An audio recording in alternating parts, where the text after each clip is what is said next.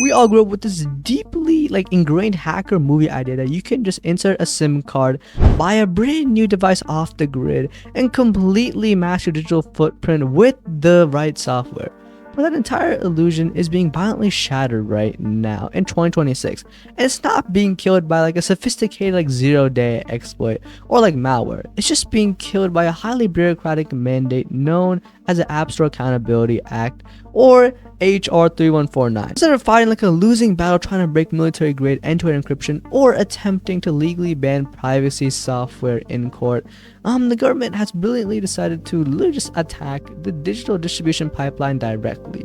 They're legally shifting the burden of surveillance upstream, advancing legislation designed to force tech monopolies like Apple and Google to take total legal responsibility for a verified age before a single piece of software can ever be saved to your device.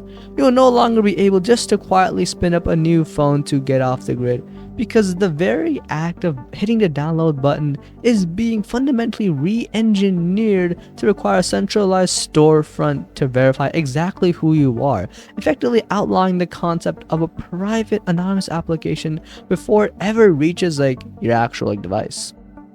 To really grasp why this completely destroys your offline anonymity without even having to trigger a virus alert on your screen, you have to look at the actual mechanics of how HR 3149 is designed to force Apple and Google to fundamentally alter their storefronts.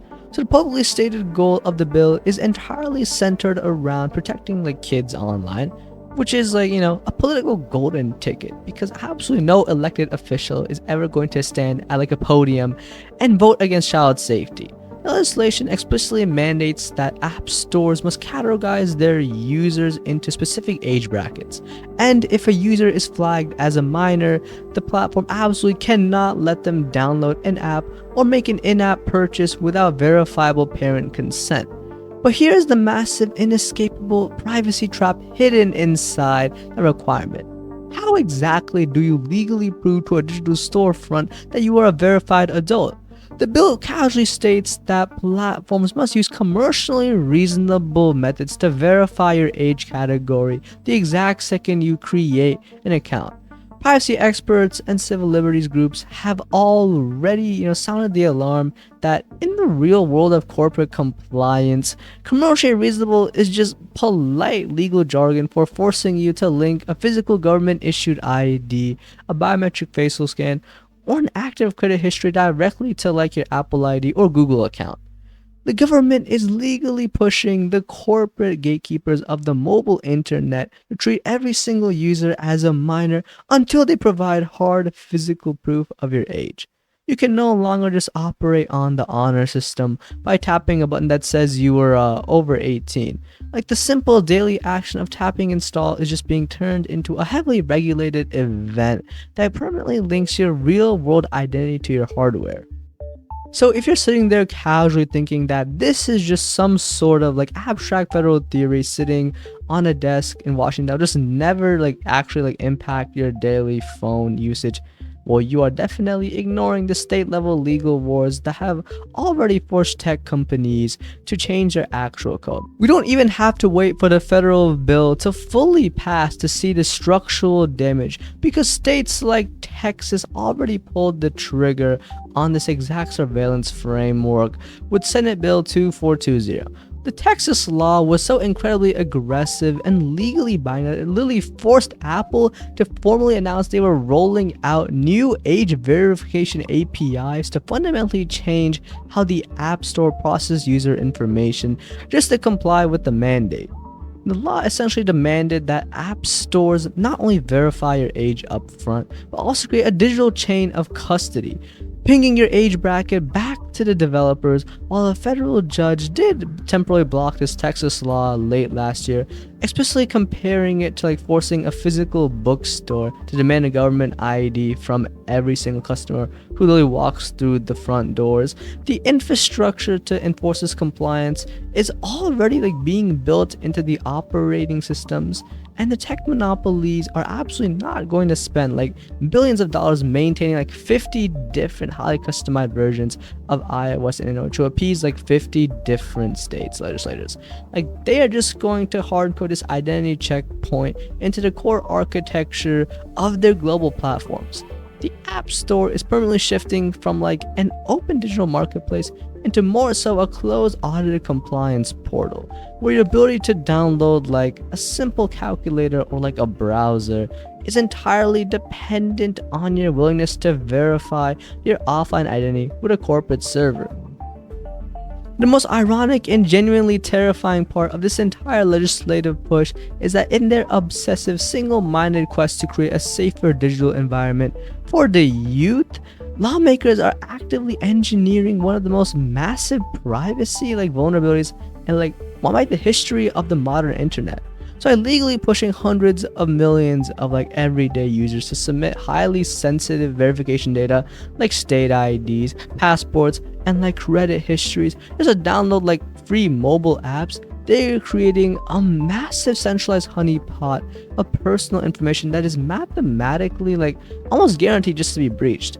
From a historical privacy perspective, mandatory online age verification has an incredibly dark and provable track record of catastrophic failure.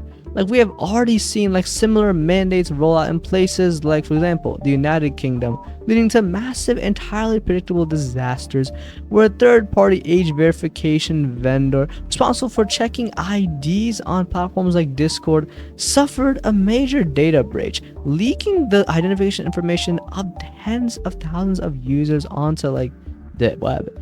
And other verification apps have literally left users' identification documents sitting completely unencrypted on the open internet for anyone to scrape.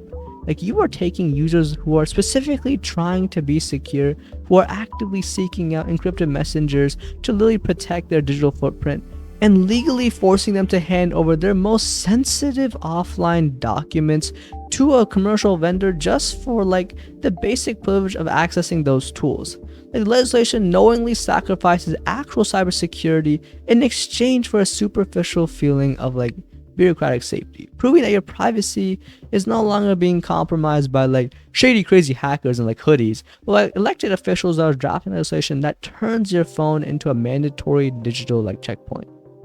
So we're going to take a step back and look at the macro view of what the App Store Accountability Act and these sweeping state level mandates actually accomplish.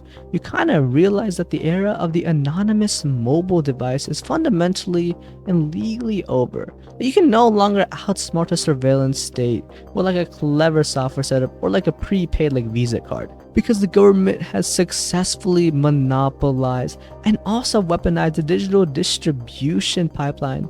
They don't even need to ban VPNs, make encrypted messaging apps illegal in court. They just legally mandate that you must explicitly sorta dox yourself to the storefront before you can even hit the download button.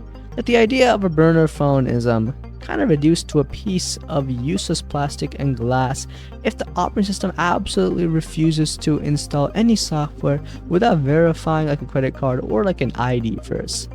We are watching the real-time transition of the open internet into more so a heavily gated identity-based internet, where every single application you use is really tied to your physical personhood by corporate gatekeepers acting entirely on behalf of the feds.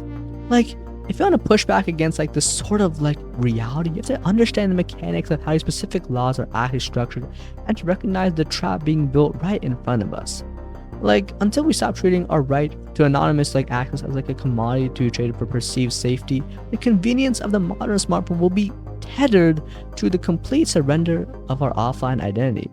So yeah, that's it for this video. If anything to say, drop a comment, and yeah, I'll see you next time. And I am actually going to improve the editing quality a bit, as you've seen in this video, and I'm just going to experiment and see how it goes. If it looks good, I'll have better editing in the next videos. But yeah, see ya.